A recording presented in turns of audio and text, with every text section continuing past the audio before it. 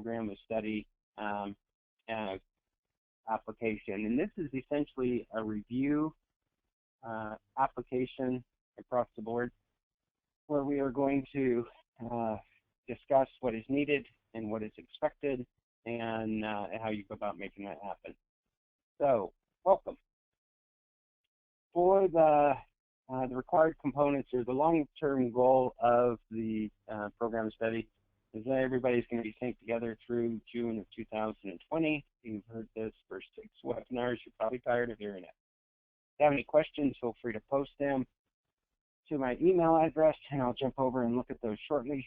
And then we'll address either through email and or even the question and answer segment.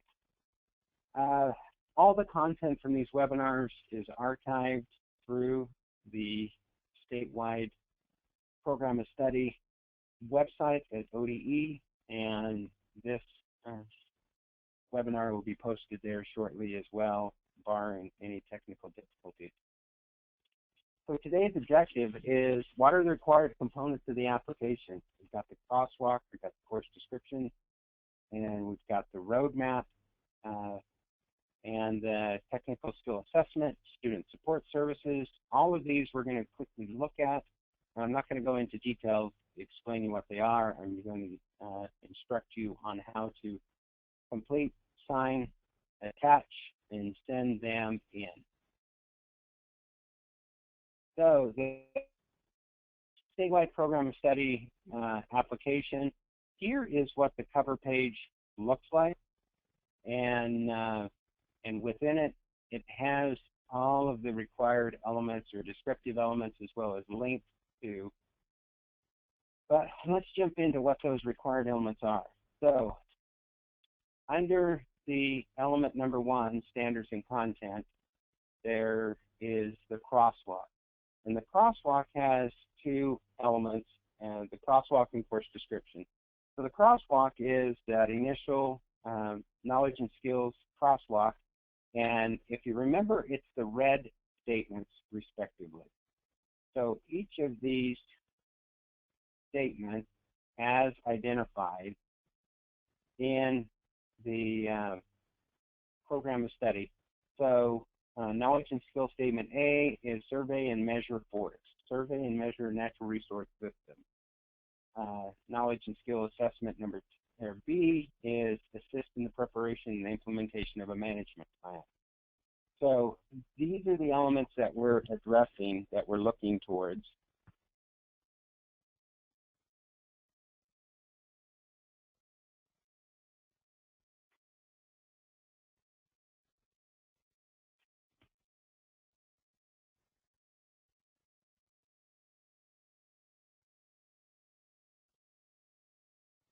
Sorry about that, a little hiccup here. And then the other required element for, or required component of element number 1 is the course description template.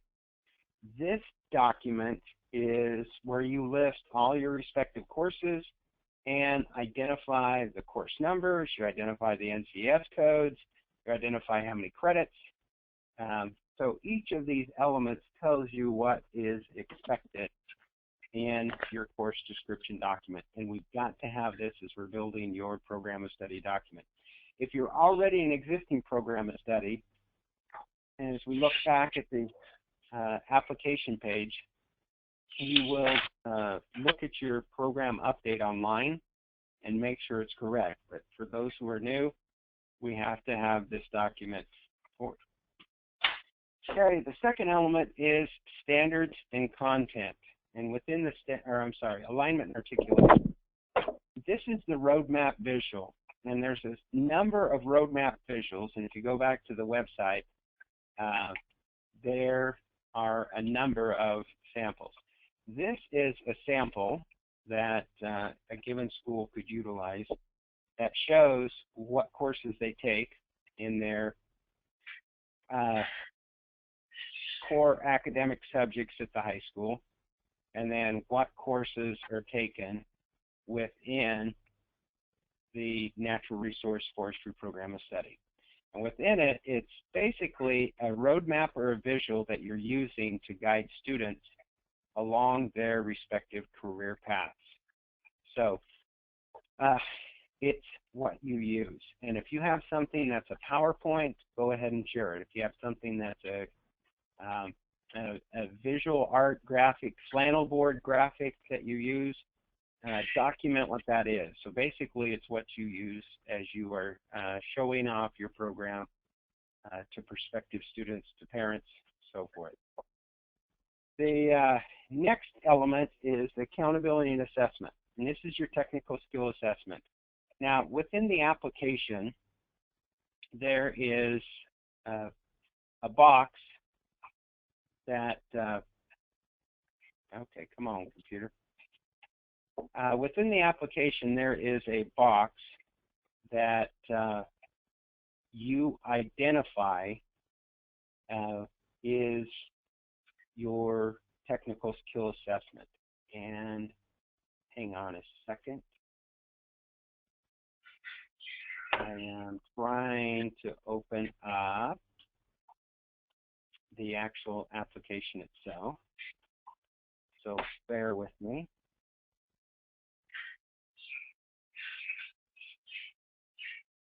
And that actual application, there's a box that you check that's your technical skill assessment.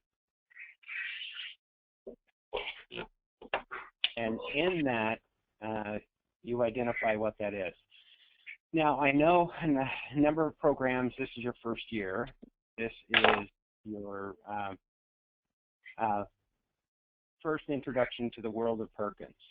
And you may say, I have no idea really, Reynolds, what you're talking about on technical skill assessment. To that end, give me a call and I can walk you through what is expected. A number of bodies already use a national assessment. I know a number of our schools use locally developed assessments, but within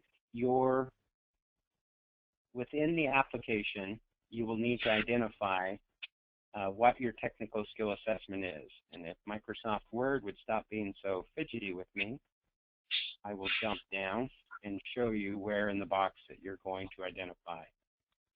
So here is where you will identify what your plan is for technical skill assessment. I could literally envision that you could identify that you're going to have a locally developed assessment, and in that locally developed assessment, in the next year, you're going to work on it, which to that end is not going to be a big issue because at the current time, you're building your program and you're not fully developed or mature to the point that you would have students that are expected to take the technical skill assessment. Now, with the exception of a couple programs who are new, but not necessarily new, example, I think of Jeff Skirvin and his program at Claxonine, where if he identifies his Forester 2 class as his technical skill assessment required class, that the students take that class, and next year he could literally have students that are needing to have the assessment. So, and typically on the technical skill assessment, we as educators overthink that, and in overthinking it, make it much more difficult. Also, within the OFRI conversation, we're going to be looking at what that technical skill assessment is. So over this next year, I'm going to be talking with Julie, and at our OFRI workshops, we're going to be looking at that. So that's on the technical skill assessment front. Let's go ahead and jump forward. So what's needed for the next element, which is student support services? And this is where I want you to scan or document what you use. So I need to see what it is that your schools use to provide the support for your students. Now, I envision as we move full circle with the Future Natural Resource Leaders, the FNRL, we're going to be also developing pieces within FNRL that could meet and assist the student support services, as well as measuring up for the technical skill assessment. But at face value, neither of those have been fleshed out or developed at this point, so don't include that. So under the technical skill assessment, well, let me see if I can go back to that. Maybe. So the technical skill assessments identified here. And then for student support services, I'm going to move a little bit further down. On the application, here is your student support services section within the application. And this is where you point out what you're doing, and even in the comment box. So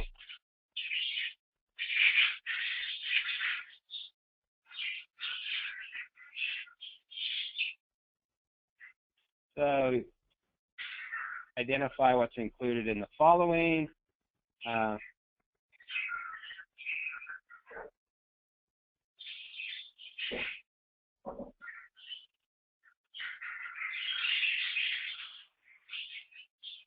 So the resume guide within the Reynolds Gardner High School, career map,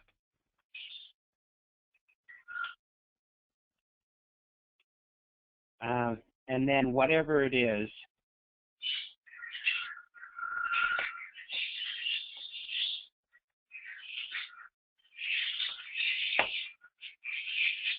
so funny, I just put SVHS, that's my high school, at RGHS. So that is also what is included. So moving back forward into, I don't want you to generate a whole bunch of documents for student support services. Now, if your school has nothing, it may be advantageous to generate, but you're literally documenting what you do. And then the professional development under element number 5, this is not included in the cover page or application explicitly because the expectation is on the statewide program of study that you are participating in the professional development model of OFRI. Now, for those that aren't in the statewide program of study at this point, you would need to identify your professional development. But where you're part of the family, the OFRI family, you're going to be participating. So, in the completed application, and here is the total application, 5 pages of which. So within the total application, you're going to need to fill out each section respectively. And I'm sorry for moving so fast. So you're going to fill out each section respectively of the elements that are required. And then there's a little bit of directions to it. But the first section is you need to fill in this information. So your school name is Reynolds Gardner High School. Your district name is Reynolds Gardner School District. Your institutional number, and whatever your institutional number is, you would need to go ahead and list that appropriately. So the licensure information is also contained on page 1. And of that page 1, there are 3 sections, or 3 boxes down here. And this is where you identify what your licensure is. So if you're a natural resource, you would go ahead and list it as such. If you are a environmental science, go ahead and circle the correct license. And that is the expectation for the licensure.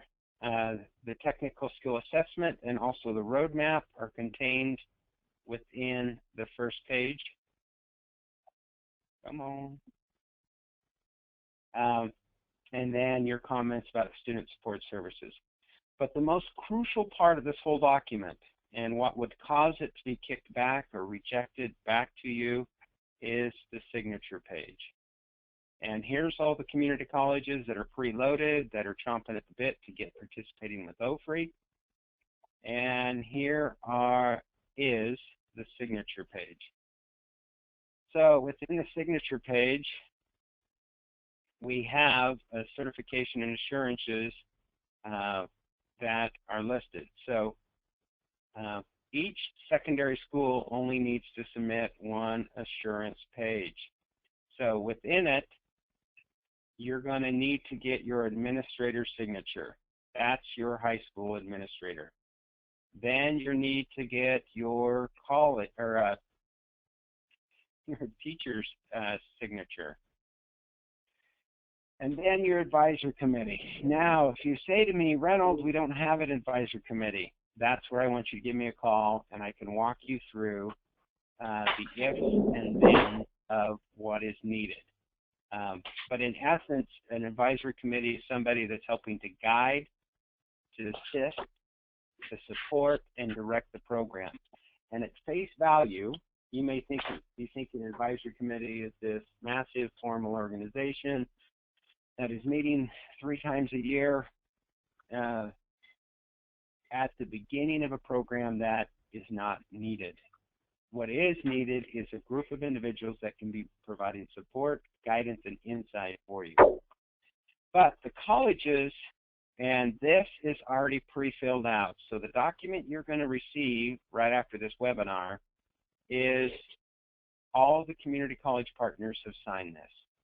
So, in fact, Ron Boldenau and Tasha Livingstone signed it this morning, and we were fully operational. And then these other individuals signed it over, signed it when we had our community college leadership meeting in Redmond here about 3 weeks ago. So to that end, and then on this page, your region coordinator will be the last one to sign it, and then you will submit to me. And last but not least, Reynolds Gardner will go ahead and sign it at the very end here in the month of, probably won't be July, because July is when I do all my budget narratives. And Perkins Fiscal, but it will be in the month of July and August when I get to that. The last segment is, this is just miscellaneous information. You do not need to do anything here. In fact, you can even delete this page, indicating that that it's not needed. So, in conclusion, what is needed for the statewide program of study? We need you to complete this application and include the required elements. As we move forward, we'll be working with OFRI and working to meet the needs. This document is going to be posted here at the Program of Study website, and it's going to be included, if I can get the support staff at ODE, the website, folks, it's going to be parked right here, and the cover page application is going to be parked here as well. So everything is full steam ahead. And boy, I don't know why it keeps bouncing me back. So to that end, timeline and deadline. All this needs to be submitted June 30th. Now the question is, Reynolds, what if I don't get it on June 30th? Well, if you're not currently a program of study, you don't lose anything. Those who are currently programs of study and your program's expiring this year, you would be put on hold and wouldn't be able to spend the Perkins funds. Those who are renewing and are in the middle of their renewal cycle, you could wait till the fall to submit this, but Reynolds is going to be a little bit growly at that point because his time and effort's being blocked up. I'm trying to do this in July, August, and if I have to review out of cycle, I get a little bit growly.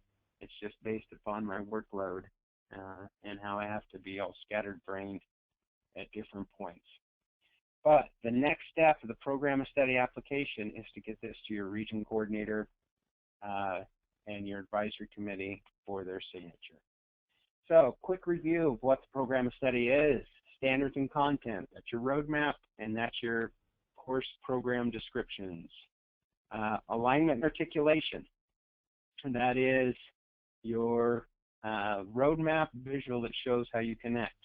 I am collecting these items, 1, 2, 3, from the community college partners.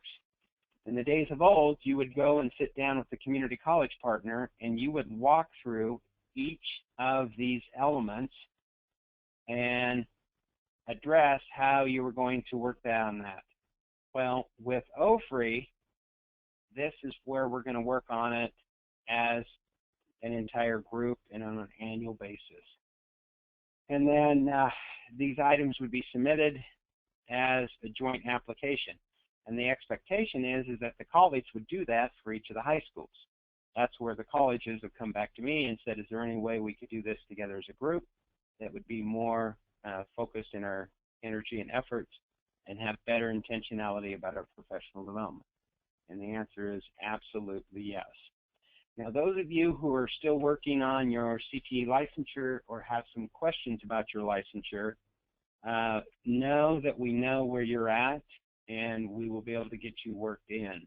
And the steps for CTE licensure is sequential in nature, and you don't need to get overly worried about it at this point, step by step. So, point in the game, this is where I say, do you have any questions? And